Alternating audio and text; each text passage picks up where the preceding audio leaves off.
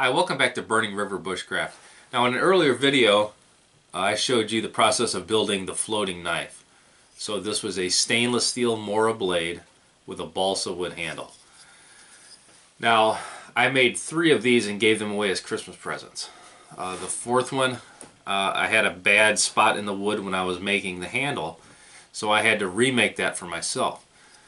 So on the remake, I showed the process from start to finish. So you know the knife turned out well. You know, you've seen the video, hopefully you've seen it floating in the pond. So today we're going to make a sheath for it. So the reason I designed the floating knife to begin with is because all 3 brother-in-laws that I have are very nautical type people. They boat, they fish, they're around water all summer long. So I wanted a knife that was going to be usable and comfortable to use around the water. So for that, I designed a neck sheath for this knife. My reasoning behind that, if they're, fishing on a boat, chances are they're not going to be wearing a belt. I wanted to have it available with a life preserver, without a life preserver. If they were canoeing, something where they're not going to have a traditional pants with a belt and belt loops on. So with the neck sheath, if they're boating, they can keep it hanging from their boat console.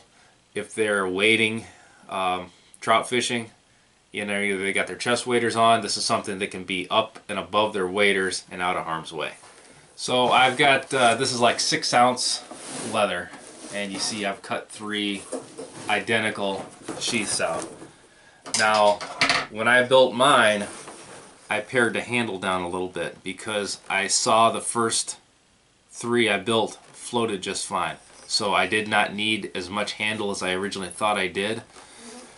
So I trimmed it down quite a bit. So I'm going to modify this sheath from what I have built for the other 3 knives.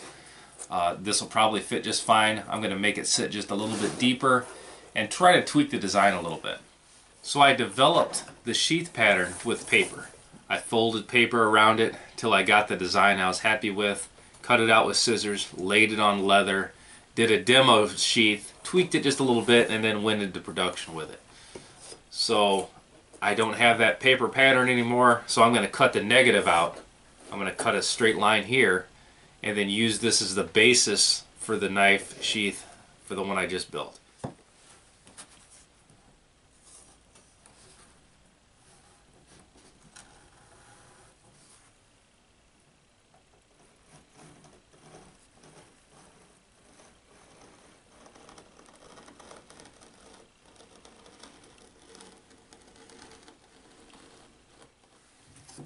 So I wet the leather, so now it's a lot more flexible. And so right now I'm going to line my ends up.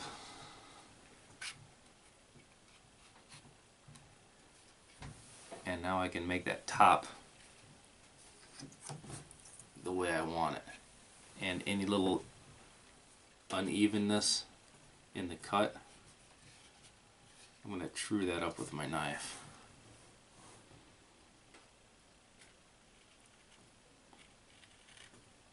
Alright, so I made a small mark right here, right about here. Now I'm going to carry this line and give me a nice little arch. That'll make it look a lot better.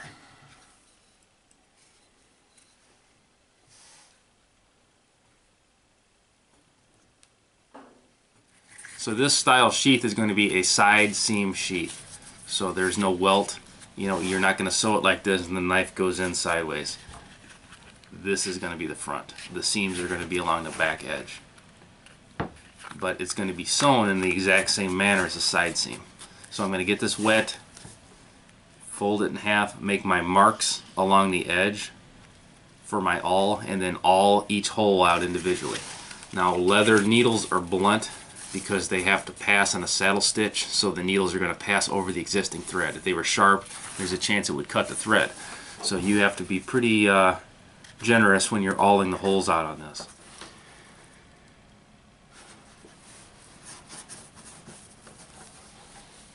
Okay, the process is pretty simple. Go with your holes, go easy.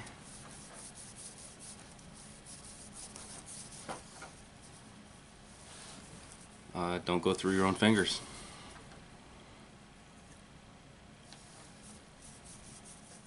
So all the holes have been bored with an awl, and I put this groove along the edge, and that's going to be where the thread is going to sit flusher than the material itself. So when I fold this material in half, pierce the whole side with the awl,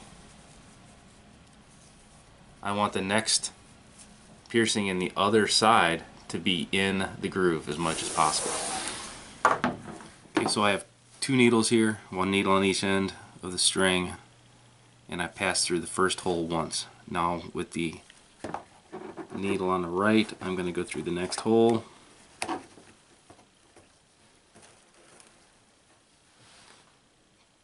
Pull it through. Now the needle on the left is going to go through and cross it.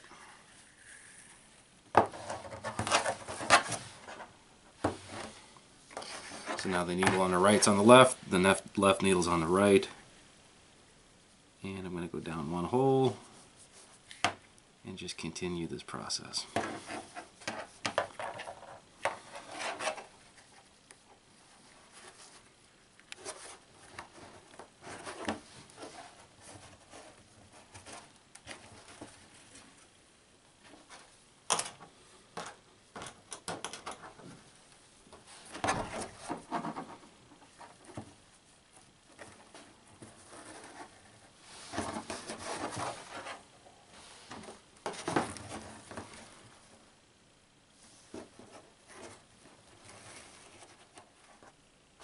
So the saddle stitch is done all the way down, and right now I'm at the very end. This is going to be the last stitch.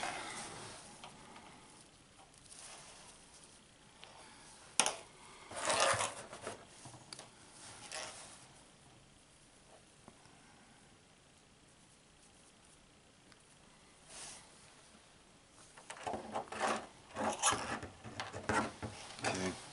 Now to finish this off, we're going to back stitch. So we're going to go up the seam. Oh, a few. Maybe 3 or 4. That just keeps the thread from unraveling.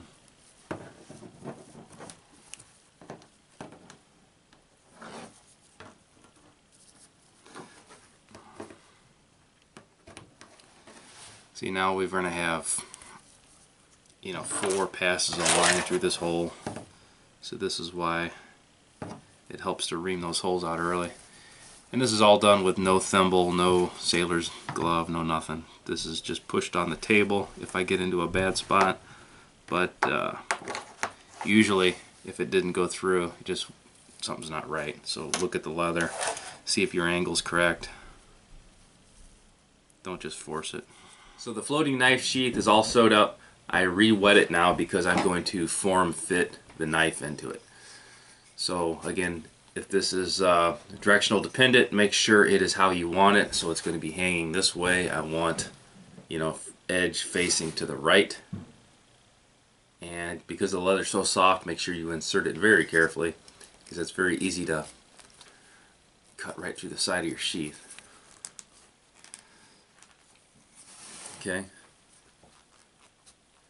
And that's about the distance I wanted in on the handle, so that's about right.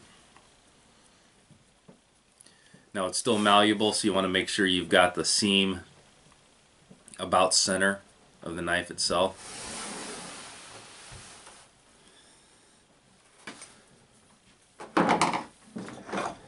Now that it's kind of formed, I'm going to hammer this edge a little bit. I'm just going to do that with a rod here, a little dowel rod. I'm going to take the knife and I'm going to run the edge of the seam just a little bit. I don't want to cut too close to the thread, but any high marks, I'm taking them off right now.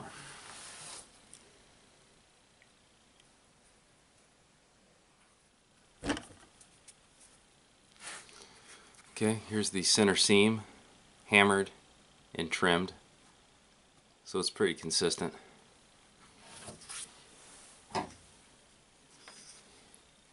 I'm going to reinsert the knife, and this is especially critical to make sure you keep the seam right on the center.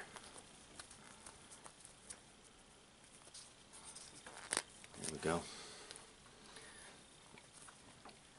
Now, to wet form this sheath, I'm just going to continually press fit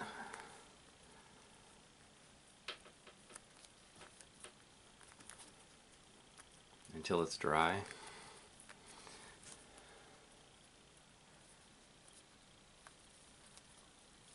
And that'll be a nice wet molded sheath when we're done with it.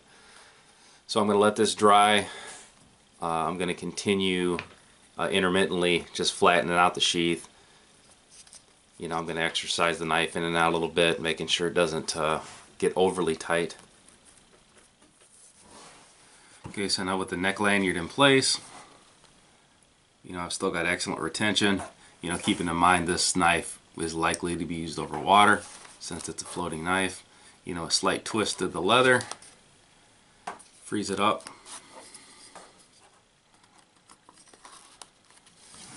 And then the back side, see how flat my seam is?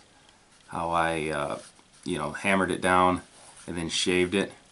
Now the bottom of this, I didn't like. Again, this was a variation of the pattern that I used when I made my 3 other ones that were gifts for Christmas.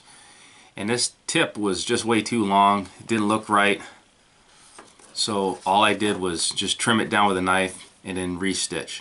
So I caught my holes back here a little bit, ran it all the way down to the bottom, ran it all the way back again. No big deal. Now I am going to, you know, put a quick dye job on the end of this. So our knife sheath for the floating knife is complete. You know, I'm pretty happy with how it turned out. You know, this is 6-ounce leather. Wet mold turned out really well. I like the dye. Fairly primitive looking, but you know, that's okay with me. But don't be afraid of this kind of stuff. Just try to figure out a pattern. You know, make it larger than smaller is better. And if you screw it up, you know, cut it down, re-sew it, try it again.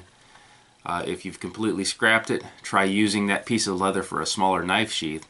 But this is a worthwhile skill to learn. This has been Jamie Boggs with Burning River Bushcraft. See you next time.